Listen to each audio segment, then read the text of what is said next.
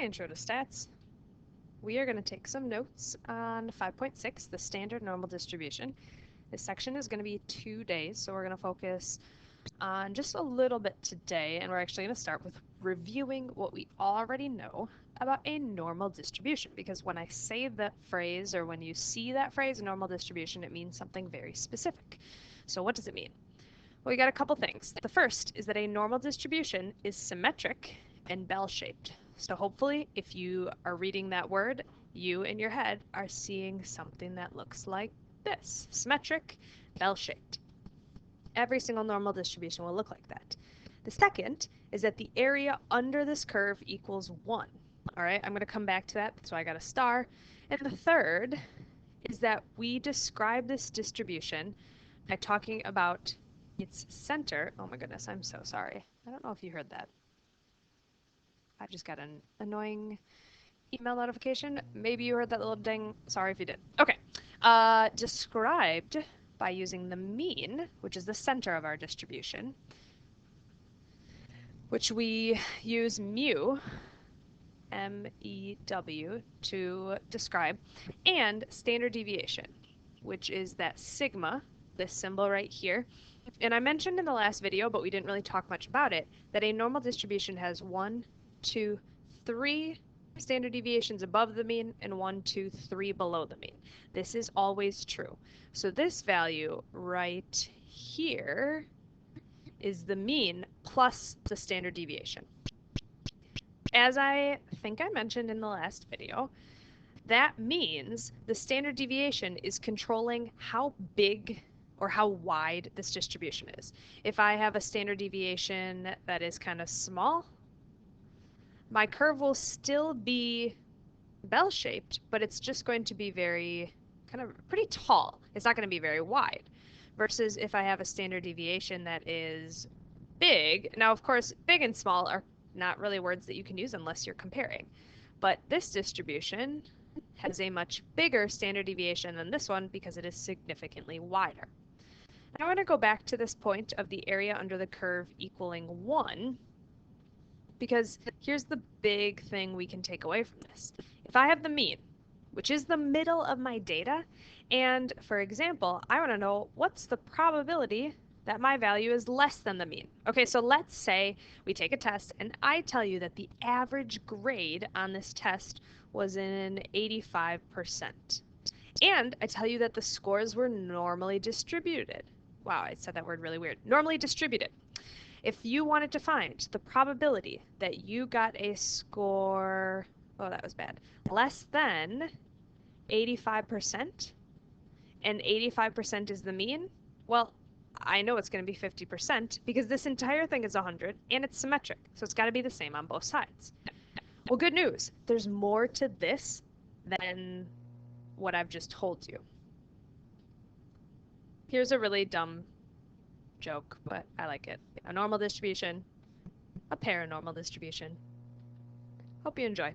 Okay, the 68, 95, 99.7 rule. Now, this is the thing we are focusing on today. It is the most important thing that you are going to learn in your notes today, so please take notes. So I'm going to draw a normal distribution, and I'm going to add in my mean, which is the center. We know that this distribution has 3 standard deviations above it. So this value is the mean plus 1 standard deviation. This value is the mean plus 2 standard deviations. And this value is the mean plus 3 standard deviations. I'm also going to go in the reverse order. So I've got 1 below, 2 below, 3 below. Mean minus a standard deviation, mean minus 2 standard deviations, and the mean minus 3 standard deviations.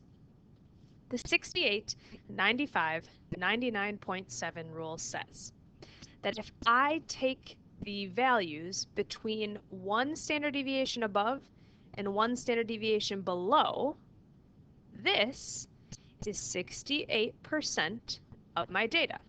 So 68% of the values fall in this range.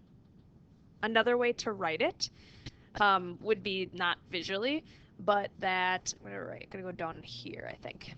68% of our values fall within 1 standard deviation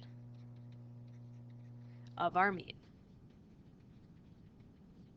By knowing this, you might be able to guess what the rest of the rule says. So the 95 is saying if I take 2 standard deviations above and below. So that's all of this area right here. This is 95%. Notice that this includes that middle 68.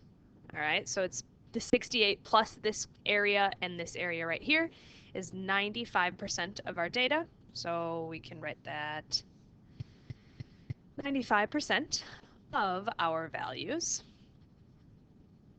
fall within 2 standard deviations of our mean. And again, hopefully you can see where this is going. If I go 3 standard deviations above and 3 standard deviations below, guess what? That's going to be 99.7% of my data. 99.7%, or basically all of it, right? 99.7, if you had around that, is 100%. That means that there's really not a whole lot that's going to be more than 3 standard deviations above or below the mean. So I'll add this. 99.7% of our values fall within 3, excuse me, oh my goodness, I was reading the previous one. Within 3 standard deviations of our mean. 68, 95, 99.7 rule. How can we apply this? We're going to do an example together. So previously is not true. We didn't do that problem. But we investigated batting averages for Major League Baseball players in 2009.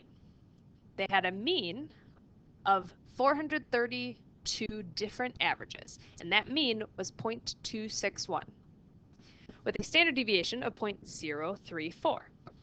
It says, suppose that that distribution is exactly normal, and it has a mean of 0.261, like they told us, and a standard deviation of 0.34. The first part wants us to sketch the normal density curve for this distribution of batting averages. Label the points that are 1, 2, and 3 standard deviations from the mean. I would challenge you right now to pause this video and do this. I think you all can, but I'll walk you through it right now if you want. So we're going to start by drawing our curve. I'm going to make mine kind of wide because it'll help me write the values. And obviously that was not very good, but honestly I'm not going to try again because I don't have a very good little tablet here to work with. Okay, so the center of our data, our mean is the 0.261. And I know there's 1, 2, 3 values above and 1, 2, 3 values below.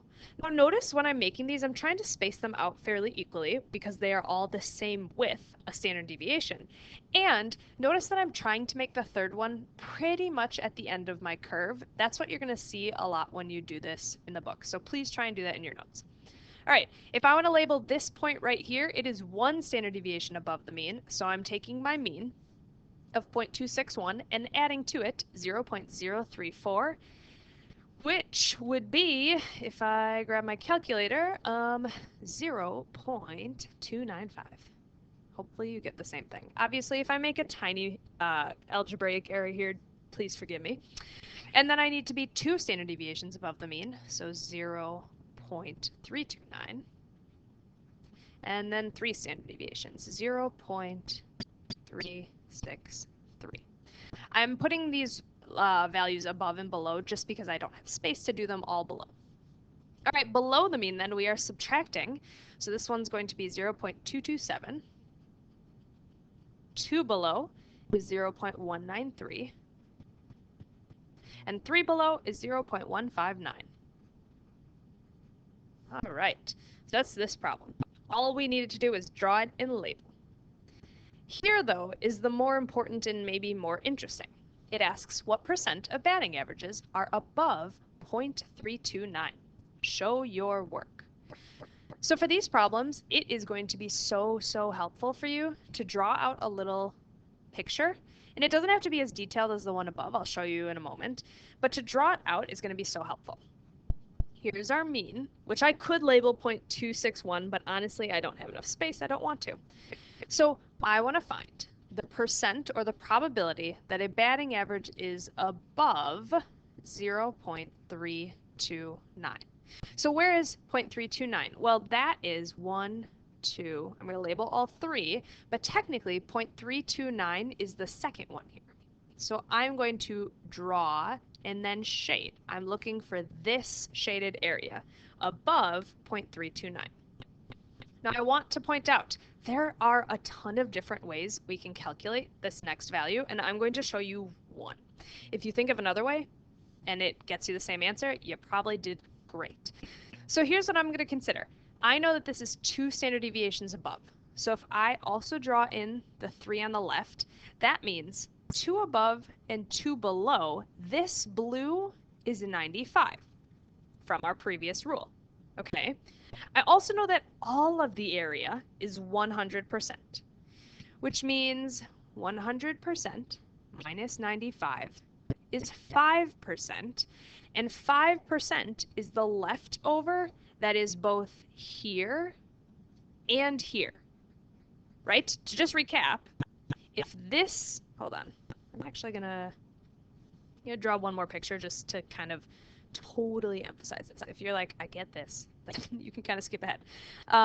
Okay, just to totally reiterate what I just said. Here's our mean, 1, 2, 3, 1, 2, 3. This region from 2 below to 2 above, this is 95. If I know all of this has to add up to 100, then the leftover together must be 5%. And because this distribution, a normal distribution, is symmetric, that means there's an even part here and here. So if I want to look at just above, what do? Divide it by 2. That means the probability that I have a batting average above 0.329 is 0. Well, we can either say 0.25 or you can say 2.5%. There's a very small chance that I have higher than I have an average above 0.329. Let's try another one. It says what percent of batting averages are between 0.0227 and 0.193. So again, I'm going to suggest sketching this out. You don't have to be totally detailed. We want our mean, and 1, 2, 3 above, 1, 2, 3 below. Then I'm going to find 0.227. All right, that's 1 standard deviation below. This is the 0.227. And 0.193 is our second, 0.193. So I'm looking for this. The percent of batting averages between these two values. All right, that's my shaded region. Again, there are many different ways we can go about doing this. So please note that if you're like, oh, I see a different way, that's totally fine. Here's what I'm going to draw this off to the side just because oops, that was kind of bad. I want to be extra explanatory here. So we got our distribution. Here's my mean, 1, 2, 3, 1, 2, 3. My first value here is 1 below, and this area from our rule is 68%. All right.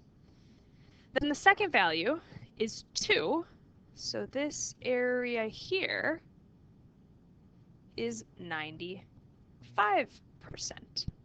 I am looking for just this little green piece, which means one way I could do this is to figure out what is this blue area and then divide it by 2.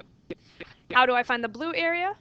The blue dotted area? I'm going to take that 95% minus 68, which is going to get me, I got to do some quick math. It's what, 727? Did I do that right? 95 minus 68, yep, 27. Oh, I'm so smart. All right, 27% is this blue spotted area, which means if I just want half of that, If I just want this piece, I'm going to divide it by 2 and get 13.5%. Yay. Good job. I also want to point out, again, you could do this in a lot of different ways. We could have used the information we knew before that this little piece, well, whatever, I'm not going to show you another way, but there are more than one option to solving these problems. So if you didn't do it exactly like that, you're totally fine. All right, this was just notes for day 1. So try the problems assigned online. Let me know if you have any questions, and good luck.